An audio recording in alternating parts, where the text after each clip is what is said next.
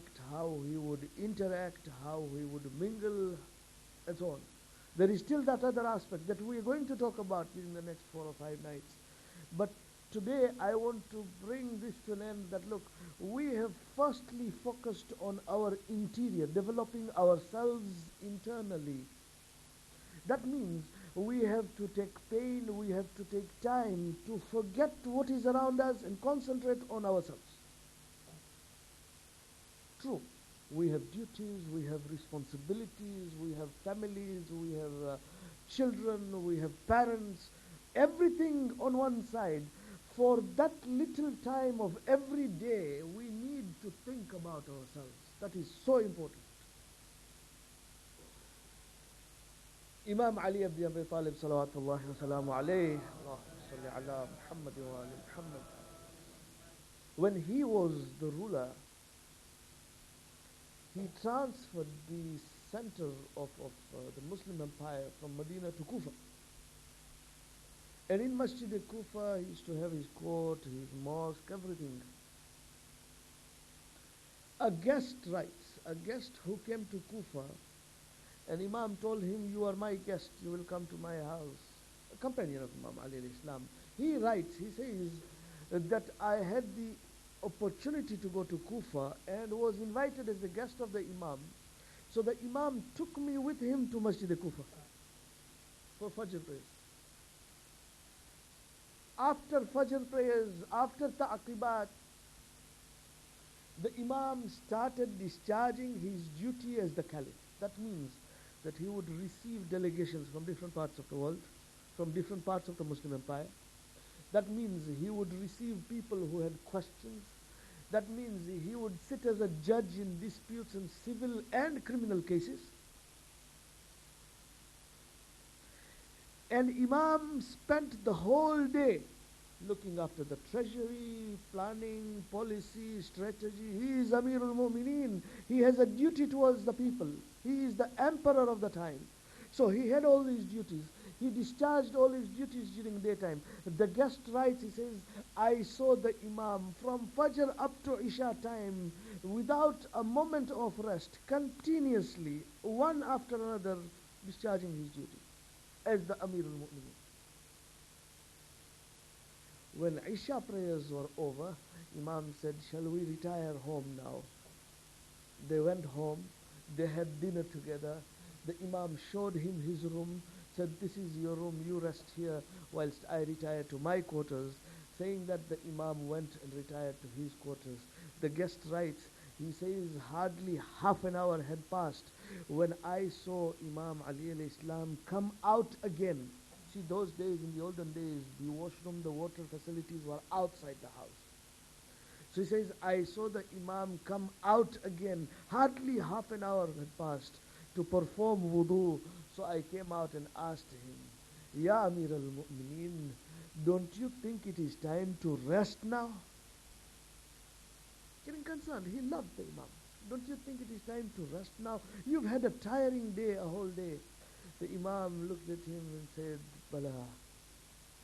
He said, if I was to innimtul nahara dayya'tu ra'iyati, if I were to sleep during daytime, I would lose my subjects. I have a duty towards my subjects. If I were to sleep during daytime, I would lose my subjects. وَإِن نِمْتُ اللَّيْلَ ضَيَّعْتُ نَفْسِي. And if I were to sleep during night time, I would lose myself. Here was Imam trying to balance that if you can put so much time for people, then an equal time has to be put for oneself. Imam alayhi salam was awake in the night doing ibadat, the way he recites prayers, du'as, munajat, ziyarat, whatever. But when the Imam does that, he does that for who? For himself. And that is because there is a balance to be drawn between what we do for others, what duties we have towards others, and what we have to do for ourselves. Mind you, when we die and go away from this earth, who is going to be there with us? Nobody. And I don't want to go down that route because I have already discussed here in this same center what is going to happen after that and all that. But after that, it is us, we, and us alone with what we have sent forward. Nobody else is going. The wealth we try to spend time, we spend time in earning wealth. And yes, at the back of our mind, the wealth is not for me. It is for the security of my family, so that my family is looked after. My family, can enjoy. What happens if I die? Yes, I have to provide enough so that my family can take care of itself. My children can study. My children can get that environment. True. You are worrying what is going to happen in this world after you die. Shouldn't we worry about what is going to happen to us in the hereafter after we die? That balance has to be drawn. And therefore, when we say, as I said, today I want to finish this particular interior, the exterior as well is so important, where we as, individually, as father, as husband, as brother, as son, as a member of a larger society, we have all duties and responsibilities. And how do we discharge them in the best possible manner, where we use all these roles, whether we are father, son, brother, husband, whatever, we use all these roles as a vessel to get closer to Allah subhanahu wa ta'ala. You see what happens when we try to get preoccupied, right, with what we have to do, we forget why we're doing it. And if we can just control our minds in understanding that whatever we're doing, it is a duty, our responsibility, we do it out of love, we do it out of care, whatever we're doing, if we just focus on why we are doing it, we will be able to convert all our actions as means to getting closer to Allah. Everything we do, that is the ultimate aim. So, coming back to our interior self, we said yesterday that the first step to take practical measures on how to take control or how to take charge over developing oneself is to understand and learn. We talked about ilm yesterday, that we have to learn and learn in such a way that apply the knowledge we have into practice so that we can make benefit from the knowledge we learn. Of course, once you learn, the next step is to put it into practice. So once you have ilm, the next step is amal, right? But I will quote here Ayatollah Khomeini radwanullahi alayhi, may Allah elevate his status, who writes in his book, The 40 Hadith, and I'm sure many of us may have read the book. If not, it is available in English on the internet. 40 Ahadith by Ayatollah Khomeini, where he has compiled 40 Ahadith and then given his explanation. The first hadith that he talks about is tazkiyatun nafs, that is cleansing oneself or developing oneself, as I would like to say. And he says that great scholars and teachers in the past have directed us, have shown us practically how every single day of ours should be. We're talking of every day now. We're not talking of an overall picture or overall mind frame. No, we are talking of day by day, how we should tackle every day. Look, if we are in our own businesses, we are managers, we control shops, we have shops, whatever. If we look at our work day, what do? Whatever work we have, we write it down. It's the best way. You have tasks. Nowadays it's all electronic, you have Microsoft Office, Outlook, it has tasks on it. You just write, at this time I want to do this. Before you end your day, you just check. Have you done everything? Go home. You haven't done everything, you transfer it to the tasks for the next day. Simple. This is good management, simple management skills. Ayatollah Khomeini in his article, when he talks about the first hadith, which is Tazkiyat al-Nafs, where he mentions the hadith when when the Holy Prophet had sent a mission to Tabuk, and when they came back, he said the words that he said were, welcome to those who have come back from the lesser jihad. So the companion, surprised, asked, Ya Rasulullah, we had risked our lives, and you're telling us this is the lesser jihad? So what is the major jihad? What is a greater jihad? And the Prophet says, Al-jihadu bin nafs. When you struggle with yourself, when you fight yourself, the inner desires, the inner wishes, the inner aspirations. Now when you struggle with that, that is a much bigger jihad than the sword and an external manifestation of a jihad, which is a lesser jihad. In that hadith, Ayatollah Khomeini explains all the vices that can exist in a person, and then says that on an everyday basis, great scholars and arifs, by arif we mean those who understand really how to control oneself, those awliya of Allah, those who are close to Allah subhanahu wa ta'ala, have taught us that every single day when you wake up after Fajr prayers, spend 5 minutes just thinking of what you want to do today. And in that, think of all the bad habits you have, you may want to stop. Think of all the opportunities you get to do good things. Think that I know so and so is sick and is in hospital. I must call the family to ask how he is. Good deeds. Prepare about that. Plan. I call the 3 Ds. This is my translation. First thing in the morning, you decide. I want to do this, this. During the course of the day, you do it. And at the end of the day, there is what is called debriefing. That you, before you go to sleep, spend 5 minutes debriefing yourself. That yes, what did I do today? What I did I do it as I had decided? Or did I do it differently? A beautiful sentence that Ayatollah Khomeini writes at the end. He says, you will find that whatever you have done, at the end, when you take a toll and account of what you have done for the day, right?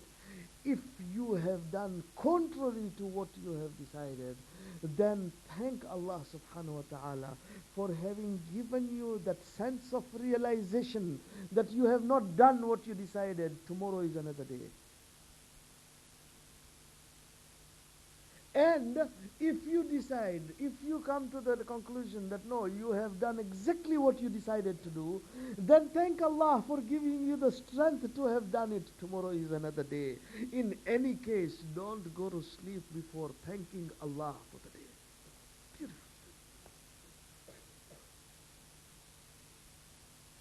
You thank Allah in any case. But if we adopt this simple program, and believe me, it will not take more than 5 minutes to go through your mind what you want to do. You decide that today I will not lie. A simple step towards the right course. Simple. That today I will not lie.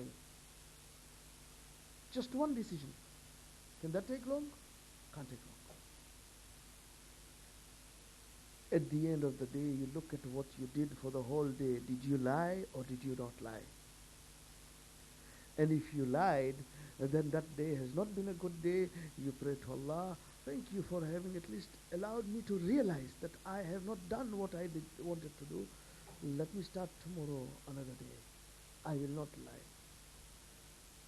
lie. And Ayatollah Khomeini guarantees that if you pick up one small thing, pick up small things. You don't have to bundle that today I will not lie and I will not do this and I will not do this and I will not do this. You will end up on the day that 4 times out of 5 you have done what you said you want to. He says you pick up one small thing and say, I will not do this today. That's it. Concentrate on our weaknesses. If it is my weakness to lie, then I should start with that and say, let me strengthen my resolve and say, I will not lie. Slowly, slowly take a day as it comes. You will find at the end of 2 weeks, 3 weeks, you are now gaining strength. That's how it works. You are now gaining strength. Carry on until you are confident that yes, now lying is so far away from you that you will not even contemplate lying. There'll come a time.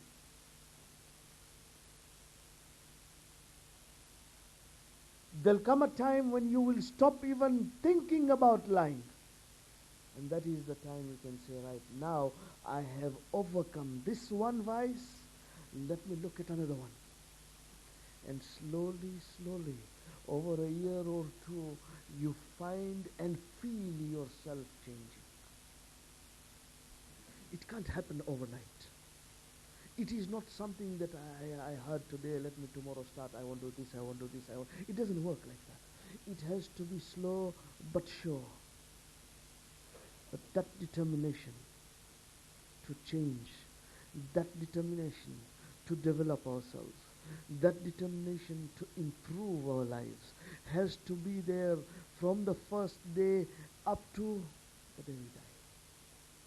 Because there is no end to this exercise. Huh? Once you finish with all the vices, now you want to develop the virtues. Once you finish with all the bad habits, now you want to develop good habits. An endless list of good habits, because good habits may mean as a social person, you want to help people, you want to visit the sick, you want to help bury the dead, you want to, so many things you want to fit in your timetable. Or if you can't do that, then you want to recite extra namaz, you want to recite namaz shab, you want to recite ziyarat ashura, you want to recite all the du'as that are recommended for the day, and so on. Endless list of good things, endless list of bad things that we do. Once we overcome bad things, then we go on to doing good things. But that determination that we want to use this particular experience of scholars, mind you, this is experienced scholars talking. Huh? This is Ayatollah Khomeini who learned from his master. That you want to work on something, you want to work on a program that will improve yourself, that will take you closer to Allah, make sure religiously you do these 3 things. First of all, early in the morning, you resolve what you want to do. You decide what you want to do, what you want to end, what you want to stop. During the day, you actually do it and you monitor yourself. You done it or not. At the end of the day, you take account of yourself. You debrief yourself. What did you do for the day? Now, it may sound a simple exercise, but I can assure you it needs the resolve and the determination to do it. Mind you, it will be difficult, it will be extremely difficult in the early days.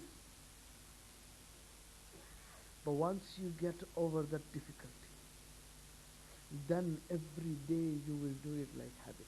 Every day, as soon as you wake up, finish your Fajr prayers, you will not find satisfaction in standing up from Fajr prayers until you have finished doing that. Provided you do it even though whilst you feel it is difficult, you carry on. That determination and resolve has to be there. This is one thing I wanted to talk about, that this is a practical exercise that Ayatollah Khomeini has taught us how to look after ourselves. I go to the other aspect.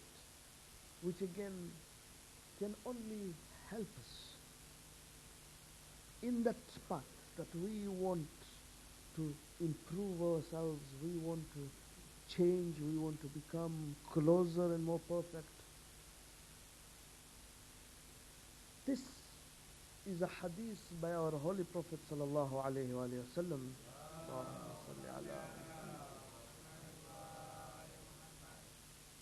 He says there are three things that one must remember. These are the three things that will help a person in the path of spirituality. Three things. If a person can understand that they adopt these three things in life, and mind you, only three things will change our life totally. Huh? Three things. The three things, he says, قلة الكلام وقلة الطعام وقلة المنام. Less words, talk less, eat less, and sleep less. These three things. Guaranteed, if you look back in our lives, you will find that it is one of these three things that are a block between us and getting closer to Allah. One of these. Invariably, you will end up pointing out to one of these three things. There is nothing else. Huh? The rest comes automatically if we can control these three things. Talking, eating, and sleeping. You know, when a person comes to Bahlul the same who pretended to be insane, but Bahlul was a very wise man.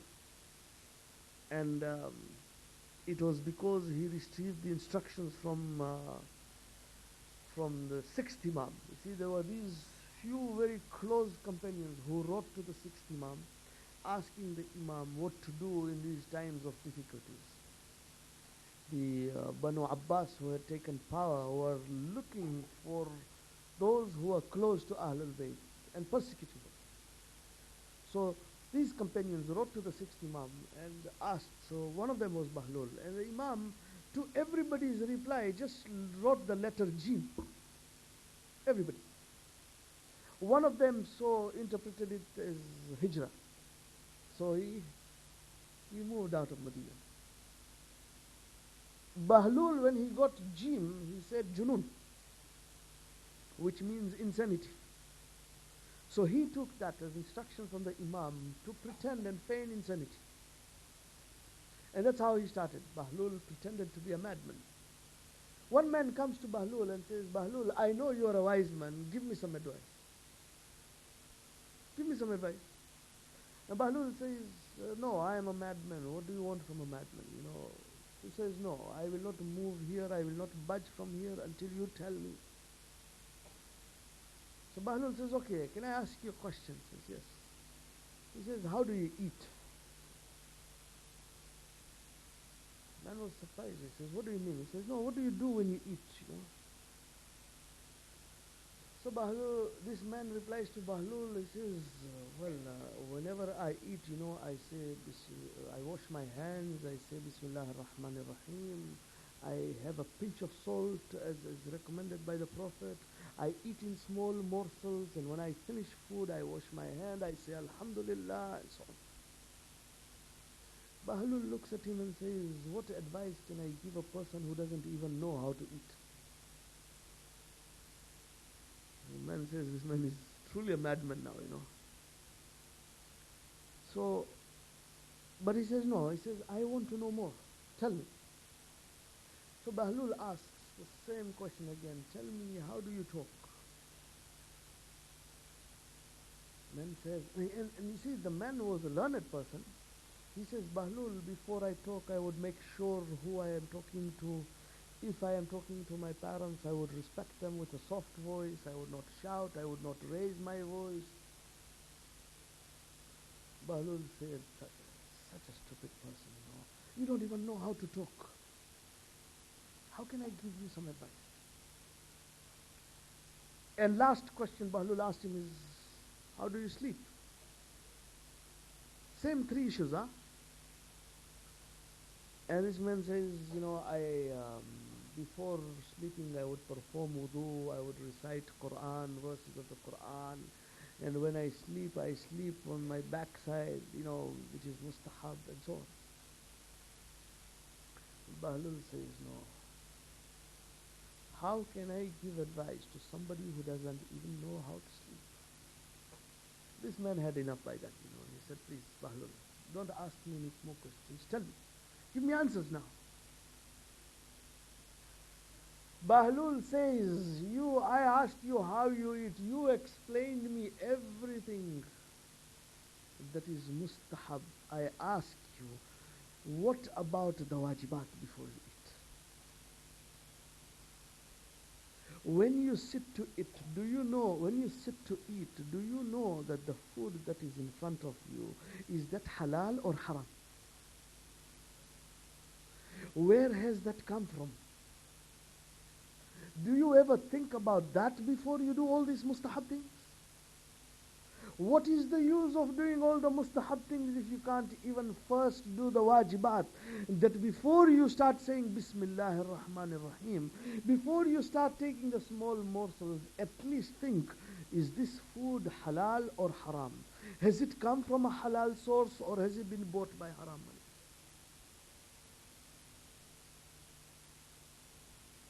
When you want to talk by all means, soft voice, respect, everything. But before you utter something, think, is what you are going to say an accusation? Is it talking about somebody? Is it going to be... Think about the wajibat first before you utter. Is it going to be vain talk, useless, unnecessary? If it is unnecessary, why do you want to utter? Keep quiet. And same thing before you go to sleep.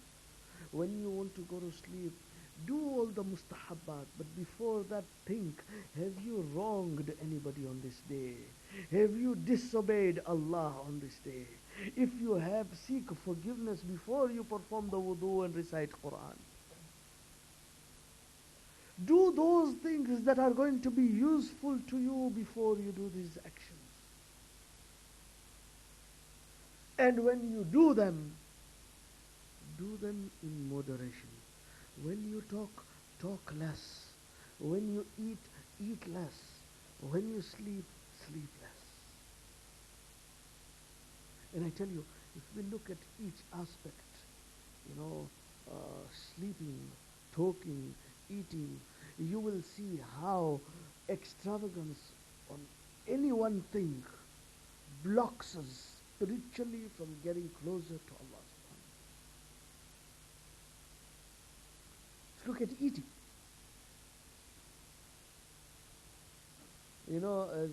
Just as an aside, Muawiyah, the father of Yazid, was renowned for a disorder he had, and that was eating. He used to eat so much, never satisfied. Never satisfied. So much. Every time he would, lay down the sufra and all kinds of food would come and he would eat, and then he would say, take the sufra away, I am still not satisfied, but take it away. I'm still not full. Take it away. Within 10, 15 minutes again, lay down the sufra again, I want food. That was Muawiyah. Forget everybody else. Think about our lives. If on a weekend afternoon you want to have a heavy lunch, and you just so decide to have a heavy lunch before prayers, on a full stomach, after having a heavy lunch, you want to now go and recite prayers of Zuhr and Asr. What happens? Everybody has it. I personally have. What happens? You want to wait until that your stomach is light. It is the way Allah has created us. That the person closest to him is a person who has little in his stomach. That is why you find suddenly, if you look back in the month of Ramadan, you will find that in that period of hunger that we have from morning to evening, you will find yourself inclined to do ibadat, to recite the Quran, to recite namaz in time. You will find yourself inclined to do good deeds on a empty stomach. The moment you have iftar, shaitan comes in. Huh?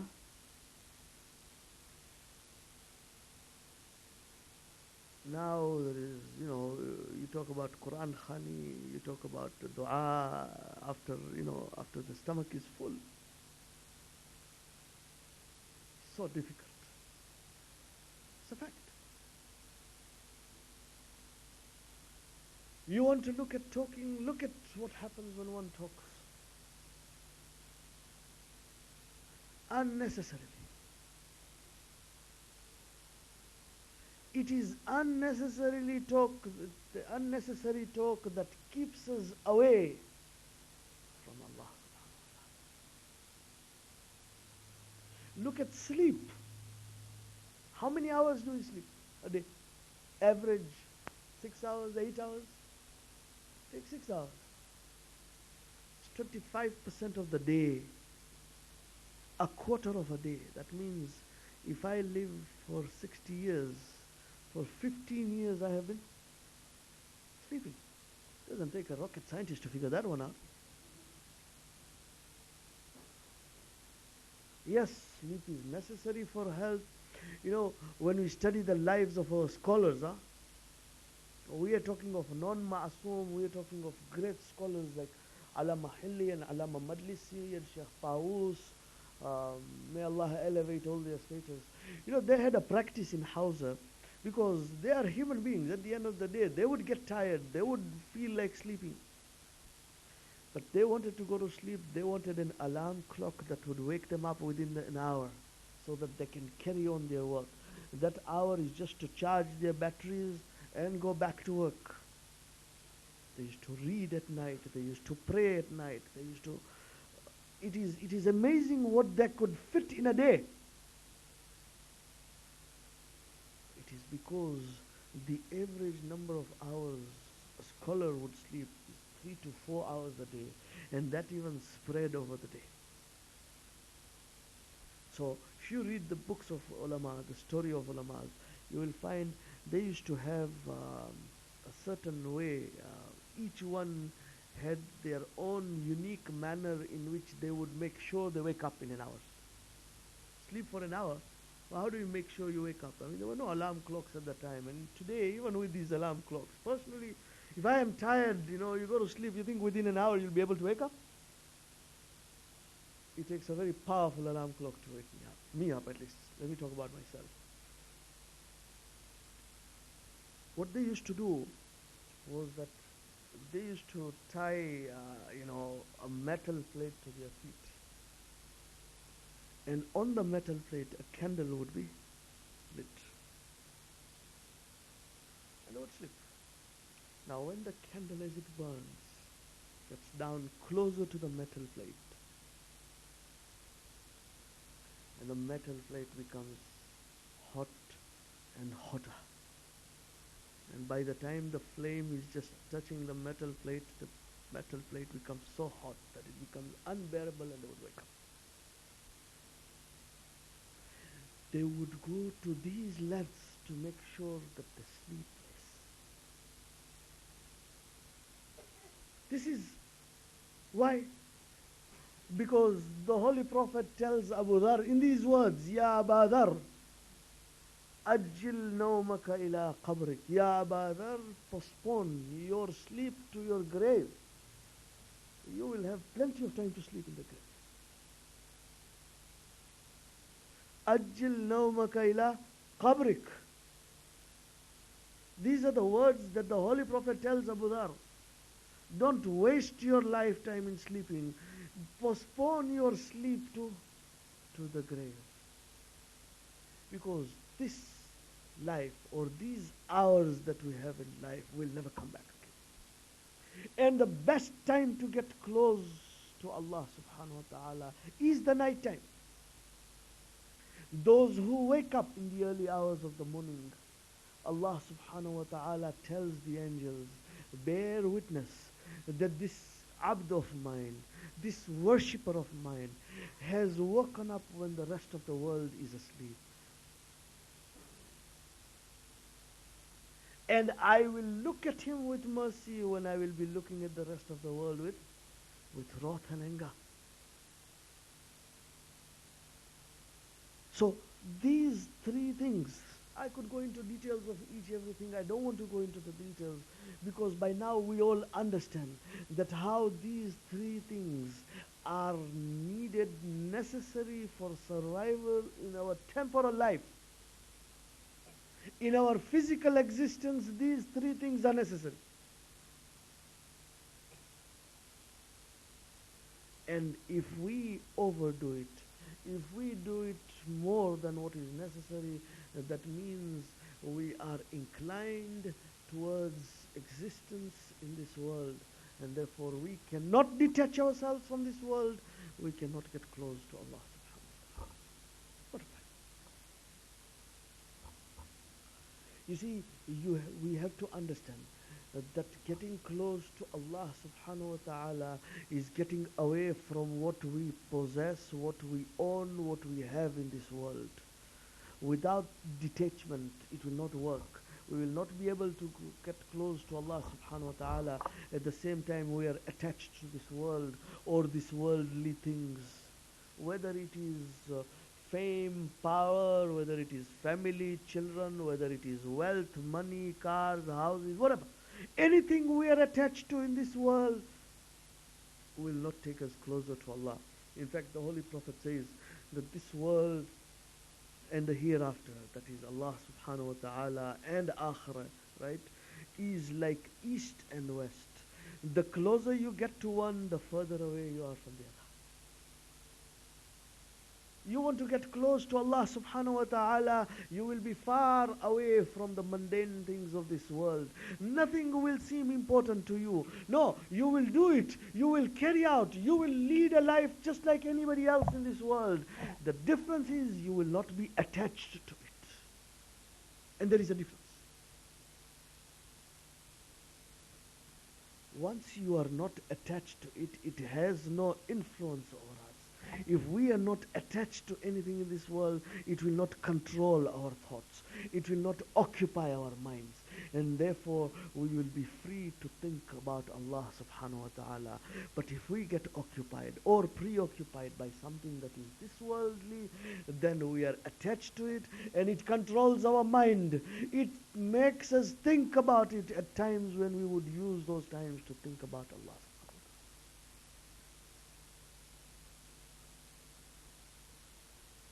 What is important is to understand that how we have to allocate time for ourselves. For ourselves. Nobody will do it for us.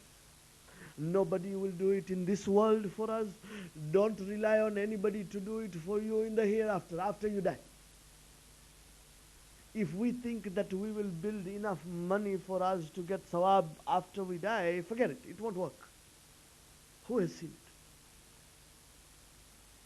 it? Yes, what will work is that if we want to give in charity, we give it now so that the rewards we get after we die of what we have done ourselves. Imam Ali al-Islam, when he talks in Nahj al-Balagha, he gives classical examples and he says the irony is that a person who spent his whole life amassing wealth for his children, gathering from halal and haram, not caring where he gets it from, just getting it together, dies without having used that wealth in charity, and has to answer for all that wealth that he has collected. Whereas his son inherits all that wealth, becomes halal for him, gives it away in charity, dies to reap the rewards of his charity. See the irony of life? This is what can happen. We look at our immediate, what we have to do is to look at a very greater picture and see where we are. Where are we? Are we successful in building up our life hereafter or in this one? Let's not be short-sighted. We have to divide our time for ourselves and for what we are doing for the family, for the discharging our other duties. But part of our duties, we have a right over ourselves. And nothing else will matter. Well, when you look at Karbala, you find that on the 9th day of Muharram, Umar al-Sa'ad wanted to attack the army of Imam Hussein. 9th day of Muharram. He wanted to attack the army of Imam Hussein. But when he sent word that he wants to call up the battle, Imam Hussein al-Islam sent a messenger to Umar al-Sa'ad, can you spare us one night? One more night. Why? Imam was too attached to life to have that one day extra.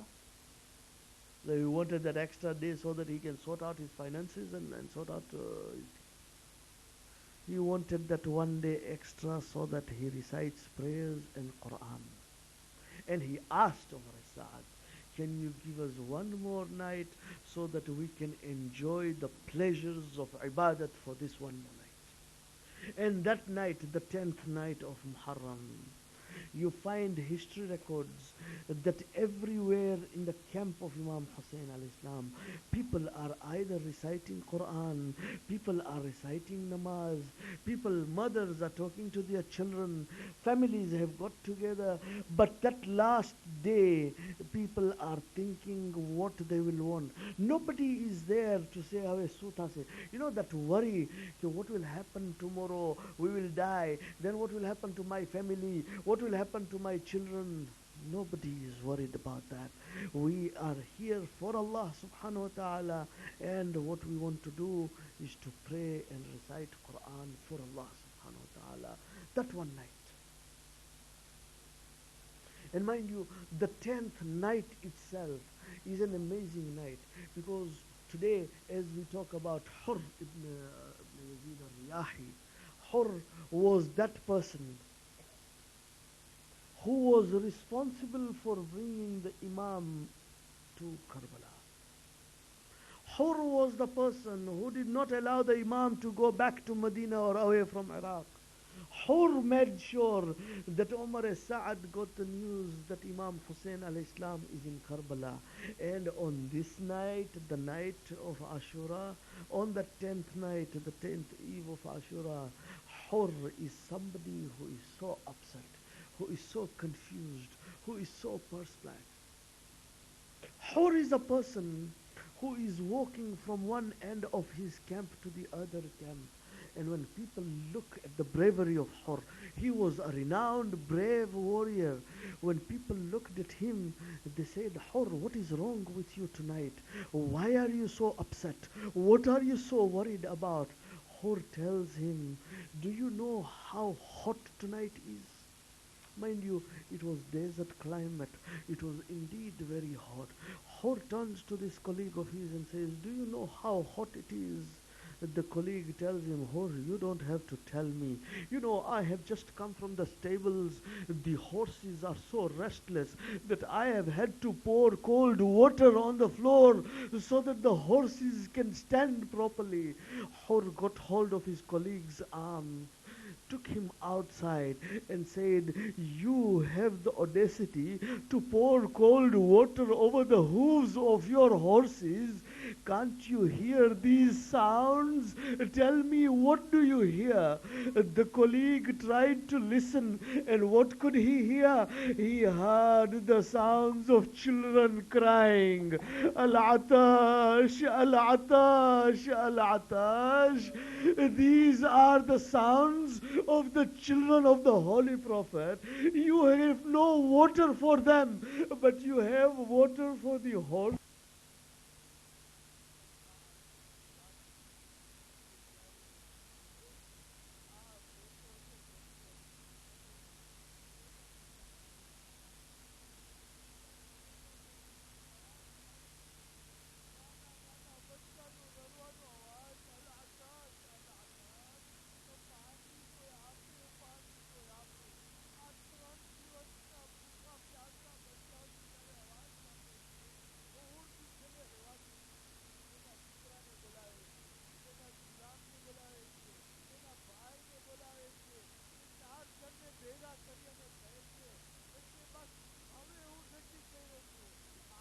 મારા પોતાને જોઉં છું ત્યારે કિયામતના દિવસે જન્નત અને જહન્નમના વચ્ચે જોઉં છું.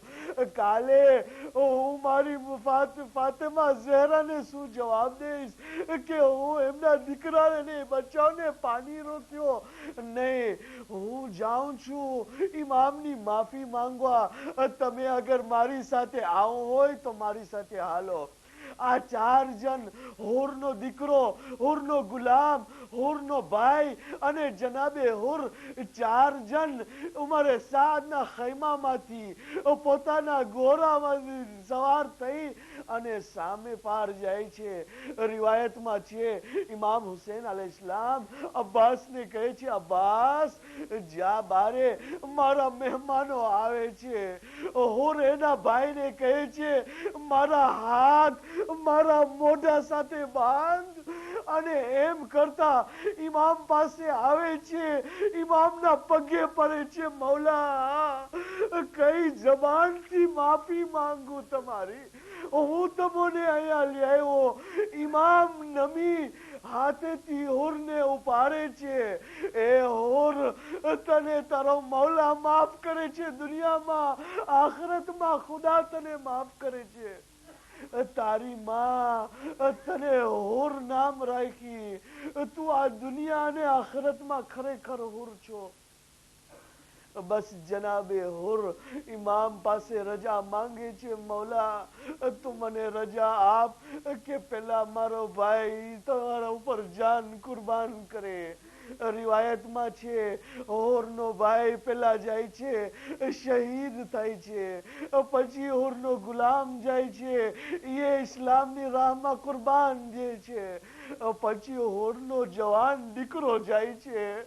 જ્યારે હુરનો જવાન દીકરો અવાજ આપે છે, અસ્સલામુ અલૈકા યા અબા અબ્દુલ્લાહ, ત્યારે ઇમામ અબ્બાસનો હાથ લઈને કહે છે, અબ્બાસ હુરને સંભાળજે. બુઢો બાપ જવાન બેટાની લાશા ઉપર ના જાય. અબ્બાસ હુરને સંભાળજે. એમ કરતા મૌલા દરબાર મેદાનમાં જાય છે. હુરના જવાન બેટા નું માથું પોતાના જાનુ ઉપર રાખે છે અને જોઈ છે તો હુર આવે છે. મૌલા ઉભા થાય છે, હુર જવાન દીકરો છે, દિલ સંભાળજે. ઓળખે છે, મૌલા નહીં, ખુદાની રાહમાં દીકરાને દીધું. પછી જ્યારે જનાબે હુરનો ટાઈમ આવે છે, રિવાયતમાં છે કે જનાબે હુર મેદાનમાં આવી ખુતબો આપે છે. ખુતબા આપ્યા પછી જંગ કરે છે, બહાદુરીથી લડે છે. પછી જ્યારે એ જમીનમાં પડે છે ત્યારે આવાજ દે છે, અસ્સલામુ અલૈકા યા અબા અબ્દુલ્લાહ. ઇમામ મેદાનમાં આવી હુરનું માથું પોતાના ખોરા ઉપર રાખે છે.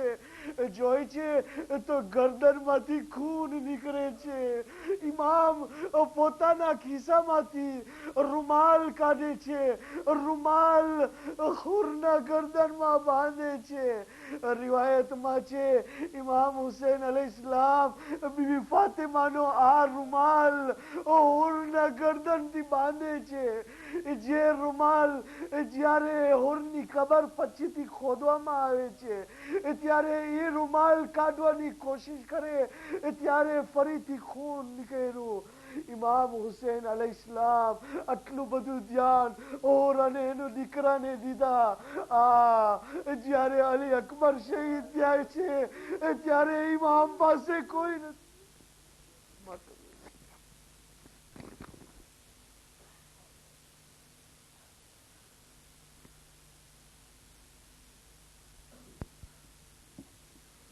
جو مصروف سلام شہدا رہتا ہے تو رہتا نہیں پر نام صدا رہتا ہے. جو مصروف سلام شہدا رہتا ہے, جو مصروف سلام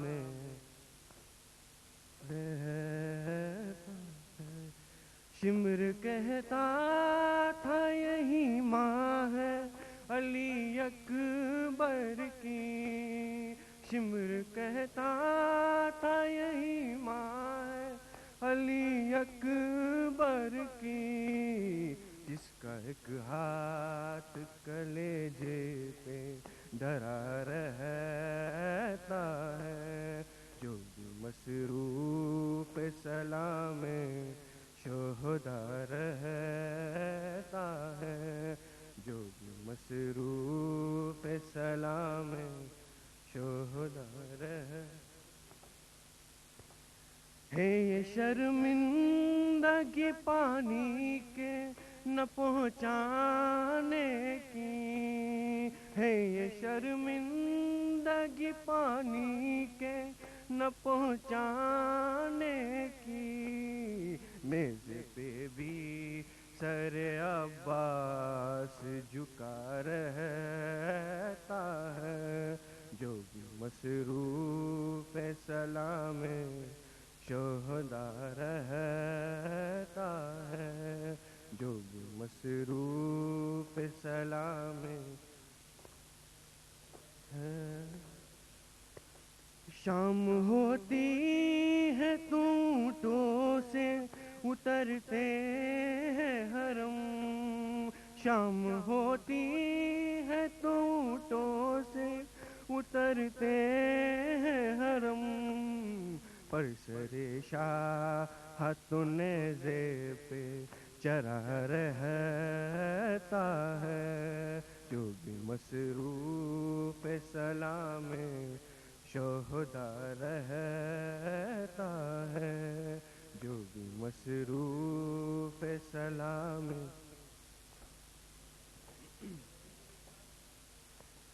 روکے یہ ہند کی بیٹی نے سکینہ سے کہا. روکے یہ ہند کی بیٹی نے سکینہ سے کہا.